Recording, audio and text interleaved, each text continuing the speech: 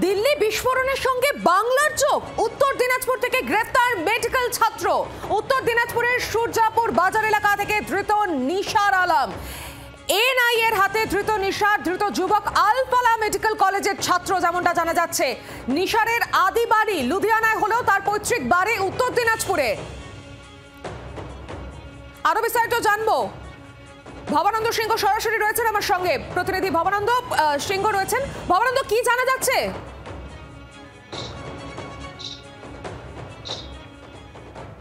দেখো সৌমি, যেমনটা জানা যাচ্ছে, শুক্রবার দিন ভোরবেলা এনআই এর একটি বিশেষ তদন্তকারী দল যারা দিল্লি থেকে সরাসরি উত্তর দিনাজপুরে আসেন এবং উত্তর দিনাজপুরে এসে তারা কিন্তু জানিসার আলম, যে সেই জানিসার আলমকে কিন্তু তারা প্রথমে আটক করেন এবং পরবর্তীতে গ্রেপ্তার করেন। যেমনটা জানা যাচ্ছে, এই যে জানিসার আলম, সে কিন্তু ওই লুধিয়ানার ইউনিভার্সিটিতে বিশ্ববিদ্যালয়ে পড়াশোনা করেছিল এবং যেখানে ওই ডাক্তাররা এই ঘটনার সঙ্গে যুক্ত, তারা যে ব্যাচে তারা পাশ করেছিল সেই ব্যাচে কিন্তু পড়াশোনা করে পাশ করেছিল এবং সে কিন্তু লুধিয়ানায় তার যেখানে বাড়ি সেখানটা কিন্তু সে রীতিমতো প্র্যাকটিস করতে বলে জানা যাচ্ছে।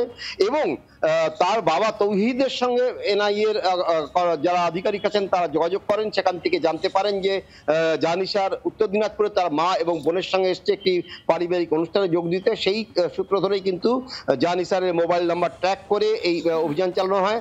যেমনটা জানা যাচ্ছে যে 3খানা গাড়ি নিয়ে এনআই এর একটি বিশেষ তদন্তকারী দল ডালখোলা এবং ইসলামপুর পুলিশ জেলা পুলিশদের নিয়ে তারা কিন্তু অভিযান চালায় এবং সেখানে গিয়ে তারা জানিসারকে যখন তারা মোবাইল ট্র্যাকের উপরে নিশ্চিন্ত হয়ে যান যে এটাই জানিসার আলম, তখনই তাকে আটক করে এবং তাকে কিন্তু গ্রেপ্তার করে সেখান থেকে ইসলামপুর থেকে কিন্তু শিলিগুড়ি নিয়ে যাওয়া বলে পরিবার জানাচ্ছে। তো পরিবারের লোকজনের যেমনটা দাবি যে সে জানিসার আলম, তার চরিত্র একদমই সাধারণ মতন ছিল এবং সে মানুষের সুখে দুঃখে চিন্তা ভাবনা করতেন। এরকম ধরনের ঘটনার সঙ্গে সে থাকতে পারে বলে পরিবার মনে করছে না এবং এলাকাবাসীও কিন্তু অবাক হয়ে যাচ্ছে এরকম একটা ঘটনায়। জানিসার আলমকে কেন জিজ্ঞাসাবাদের জন্য আটক করেছে বা গ্রেপ্তার করেছে এনআইএ, সেটা তারা জানতে চাইছে। এই বিষয় নিয়ে কিন্তু ইতিমধ্যে উত্তর দিনাজপুরে চাঞ্চল্য ছড়িয়েছে। সৌমি, একেবারে এই সঙ্গে থাকো তুমি। আরেকবার আপনাদের জানাই, উত্তর দিনাজপুরে সূর্যাপুর বাজার এলাকা থেকে ধৃত নিশার আলম, এনআই এর হাতে তাকে গ্রেফতার করা হয়েছে তার সেই আলফালা বিশ্ববিদ্যালয়। তার সঙ্গে যোগসূত্র পাওয়া যাচ্ছে এবং দিল্লি বিস্ফোরণের ঘটনায় বাংলার যোগ। আর বিস্তারিত একটু কথা বলবো এই গোটা বিষয় নিয়ে। সঙ্গে রয়েছেন বিজেপি নেতা দেবজিৎ সরকার। দেবজিৎ বাবু, আবারও এই দিল্লি বিস্ফোরণের ঘটনায় বাংলার যোগ পাওয়া যাচ্ছে, আর মূলত যে বিশ্ববিদ্যালয় আলফালা সেখানেই এই যুবক পড়াশোনা করতেন। কি বলবেন এই গোটা বিষয় নিয়ে? বাংলার যোগ, ভারতের যোগ, পৃথিবীর যোগ, সব যোগই এক জায়গায়। অন্ধ হয়ে থাকলে তো আর প্রলয় বন্ধ থাকে না। আমরা একটা জিনিস কিছুতেই বুঝতে পারছি না বা বুঝেও মানুষকে বুঝতে দিচ্ছি না যে কেন এই বিস্ফোরণ হচ্ছে, কারা এই বিশেষ মানসিকতার সঙ্গে যুক্ত এবং কি কারণে এই বিশেষ মানসিকতা বিশেষভাবে সারা পৃথিবীর বিরুদ্ধে, পৃথিবীর সভ্যতার বিরুদ্ধে একটা যুদ্ধ ঘোষণা করেছে। এখন যেটা চলছে সারা পৃথিবীতে সেটা হচ্ছে সভ্যতার যুদ্ধ। কোন সভ্যতা বেঁচে থাকবে, কোন সভ্যতা দুটি সভ্যতায় ভাগ হয়ে গেছে পৃথিবী।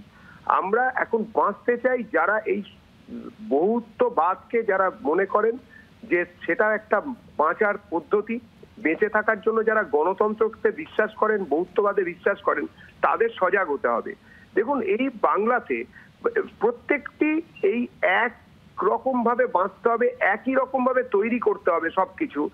এককে না মানলেই তার ঘাড় কেটে দেওয়ার ক্ষমতা বা তাকে খুন করার ক্ষমতা আছে বা তার দায়িত্ব আছে খুন করে আবার ওই একের পক্ষে আনার। এই পদ্ধতিটাকেই বন্ধ করা দরকার। সেটা যতক্ষণ না কেউ বুঝতে পারছেন, শুধুমাত্র বুঝেও যারা বুঝছেন না তাদেরকে ধিক্কার জানানো ছাড়া অন্য কিছু ভবিষ্যতের প্রজন্ম দেবেন না। এখান থেকেই তো কেন হবে না, এই দায়িত্ব নিয়ে তো এই রাজ্যটাকে এই ভাবধারার প্রতি একদম নিচু করিয়ে এই ভাবধারার প্রতি করা হচ্ছে, মানে ট্রেন্ড করানো হচ্ছে। সব জায়গাতেই তো এটাতেই প্রচলন করা হচ্ছে। এই রাজ্যের মানুষ শুধুমাত্র শাসক কিংবা বিরোধী দল বা অন্য কাউকে দোষ দিলে হবে না, মানুষকে জাগতে হবে। পশ্চিমবঙ্গকে যদি সত্যি সত্যি পশ্চিম বাংলাদেশে পরিণত না করতে চান তাহলে জেগে উঠুন দয়া করে। ধন্যবাদ আপনাকে, অসংখ্য ধন্যবাদ আমাদের সঙ্গে কথা বলার জন্য। নিশারের আদি বাড়ি লুধিয়ানাতে হলেও তার পৈতৃক বাড়ি উত্তর দিনাজপুরের ডালখোলায়। ঠিক তাকে সেখান থেকেই গ্রেফতার করেছে এনআইএ এবং এক আত্মীয়ের বিয়েতে যোগ দিতে গিয়েছিল এবং সেখান থেকেই তাকে গ্রেফতার করা হয়। এনআইএর তরফ থেকে তাকে গ্রেফতার করা হয়েছে। দিল্লি বিস্ফোরণে ধৃত উত্তর দিনাজপুরের এক যুবক এবং তার সঙ্গে আল ফালা বিশ্ববিদ্যালয়ের যোগসূত্র রয়েছে, সেহেতু সেখানে সে পড়াশোনা করত। উত্তর দিনাজপুরের সূর্যপুর বাজার এলাকা থেকে তাকে গ্রেফতার করে। এই মুহূর্তের বড়সড় আপডেট, দিল্লি বিস্ফোরণের সঙ্গে বাংলার যোগ। উত্তর দিনাজপুর থেকে গ্রেফতার করা হলো মেডিকেলের ছাত্রকে। উত্তর দিনাজপুরের সূর্যাপুর বাজার এলাকা থেকে ধৃত নিশার আলম। এনআইএর হাতে গ্রেফতার করা হচ্ছে তাকে জেরা করে কি কি সূত্র আসতে পারে এখন সেদিকেই নজর রয়েছে। স্থানীয় সূত্রে যে খবর পাওয়া যাচ্ছে যে নিশারের আদি বাড়ি লুধিয়ানাতে হলেও তার পৈতৃক বাড়ি ছিল উত্তর দিনাজপুরের, আর সেই বাড়িতেই বিয়ের অনুষ্ঠানে গিয়েছিল। আর সেই সময় এনআইএর কাছে যে তথ্য আসে সেই তথ্যের ভিত্তিতে গ্রেফতার করা হয়েছে। আর এই মুহূর্তে আমার সঙ্গে রয়েছেন তৃণমূল কংগ্রেস নেতা মৃত্যুঞ্জয় পাল। মৃত্যুঞ্জয় বাবু, বাংলার এক যুবককে গ্রেফতার করা হলো, এনআইএ গ্রেফতার করেছে দিল্লি বিস্ফোরণের ঘটনার সূত্র ধরে। কি বলবেন এই গোটা বিষয় নিয়ে? কি বলার আছে, সারা ভারতবর্ষের মানুষ এই ঘটনা দেখছে। আমরা পুলওয়ামা দেখেছি, পেহেলগাঁও দেখেছি, দিল্লি দেখছি। সেখানে কেন্দ্রীয় সরকারের যে ব্যর্থতা সেগুলো তো বারবার প্রকট হয়ে উঠছে। এখন দিল্লির আইন শৃঙ্খলা কাদের হাতে? দিল্লি আইন শৃঙ্খলা তো এখন তো ডবল ইঞ্জিন সরকার, কেন্দ্র দেখে, রাজ্য দিল্লির হাত, বিজেপির হাতে। সেখানে তারা যদি ব্যর্থতা, কে কোথায় থাকছে, কার পৈতৃক বাড়ি কোথায়, এইগুলো নিয়ে আলোচনা করে কি লাভ? আপনি খবর থাকা সত্ত্বেও আটকাতে পারেননি, এটা একটা ব্যর্থতা। আর আগে থেকে আপনাকে এই ভারতবর্ষের বিভিন্ন জায়গায় যে ঘটনাগুলো ঘটছে, জঙ্গিরা ঢুকে ভারতবর্ষে আমাদের এই কাজগুলো ঘটিয়ে যাচ্ছে। আর আমরা বলছি যে ঘর মে ঘুসকে মারুঙ্গা। আরে আমাদের ঘরে ঢুকে যখন তখন হামলা করে চলে যাচ্ছে। এই সরকার ভারতবর্ষের দুর্বলতম সরকার। যারা মুখে কথা বলে, যারা সোশ্যাল মিডিয়াতে বড় বড় কথা বলে, আসলে ভারতবর্ষের মানুষের জীবন নিয়ে এরা ভোট বাক্সে রাজনীতি করে। আমরা দেখেছি এই পেহেলগাঁওতে কি হয়েছে। পেহেলগাঁওতে পরে এখনো জঙ্গিরা কোথায়, কাদের সাথে কোন কানেকশন, এখনো ভারতবর্ষের মানুষ জানতে পারছে না।